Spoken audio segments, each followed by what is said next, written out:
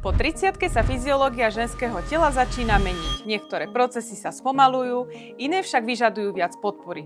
A to, čo si mohla dovtedy ignorovať, teraz hrá dôležitú rolu. Napríklad s pribúdajúcim vekom klesá hustota kostí a svalová hmota sa udržiava ťažšie. Preto je dôležitý dostatok vápnika, vitamínu D a pravidelný pohyb. Hormonálne zmeny môžu viac ovplyvňovať energiu, náladu aj spánok. Treba sledovať príjem železa, magnézia a adaptogénnych bylín. Antioxidanty, omega-3 mastné kyseliny a kvalitné bielkoviny pomáhajú chrániť bunky, pokožku aj kognitívne funkcie. Hydratácia a podpora črevného mikrobiomu zostáva naďalej kľúčová pre energiu, imunitu a celkovú pohodu. Žena vo veku 30 až 40 rokov by sa mala sústrediť na energiu a hormonálnu rovnováhu. V 40 až 50 rokoch sa pozornosť presúva na srdce a metabolizmus.